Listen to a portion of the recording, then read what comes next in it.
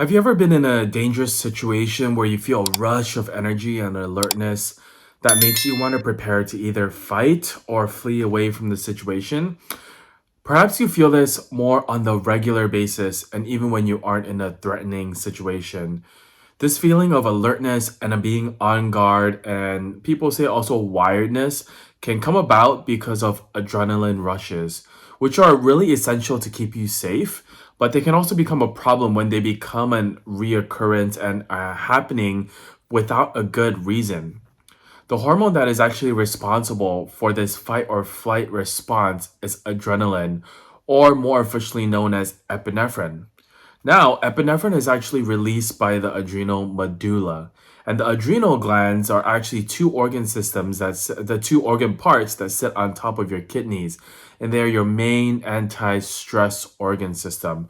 And they're directly correlated and connected to the nervous system as well. So when you encounter stress and your body is deciding whether to fight or flight, it's going to be sending a system from the brain down to the adrenals to say, hey, let me put out more adrenaline or epinephrine. And when that is released, it's going to bind to receptors throughout the whole body, which is going to help increase energy production. It's going to help increase supply of oxygen to all your muscles so you can run away from the situation. This prepares your body in a way to really survive stressful and dangerous situations as well.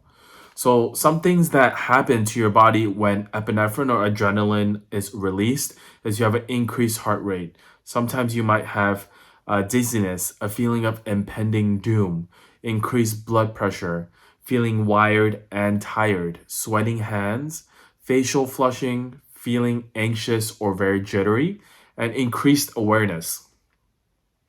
Now, adrenaline is essential for survival in dangerous situations. It helps you to run faster, to jump higher. We hear about those situations where people are able to do amazing feats that really are necessary to be able to rescue someone. Like someone is able to lift a car up to be able to get someone who's in a car, who's trapped under a car. And so this hormone is vital to the body and you can't live without it, but it can also be dangerous at high continuous levels. Now, most hormones can be neutralized by other hormones as well, allowing the body to return back to its baseline natural status and homeostasis. This prevents one and other hormones from being dominant. But epinephrine and adrenaline is a hormone of last resort. And so the body really doesn't have any counters for it. This means that your adrenaline levels can rise unchecked and its effect on your bodies cannot be counteracted. Adrenaline production works on a positive feedback loop as well. So the more you produce adrenaline in your body, that triggers more release of adrenaline as well. So this is a very unstable situation that can lead to dangerous high levels of a cycle of adrenaline in your body. Now, adrenaline rushes can actually happen quite commonly in adrenal fatigue. This is a disorder. Adrenal fatigue occurs when you're in long-term stress situations and your adrenal glands are struggling to produce cortisol, which is your main anti-stress hormone to cope with stress. When your adrenal glands start to struggle to produce enough cortisol, then your body will produce adrenaline instead. The symptoms of adrenaline rushes don't come right away. They don't come all at once either, but they occur gradually with mild and occasional symptoms at first, and they worsen over time if you don't do something about the underlying issue here. And eventually, the symptoms can become very severe and debilitating. So, what can you do for this issue? Well, you need to work on lowering your stress level and helping to restore adrenal function so that your body can heal. And you can do that by doing a few things. Getting plenty of sleep is very important because that's when your body rests and recuperates. Doing regular light to moderate exercises if your body can handle it.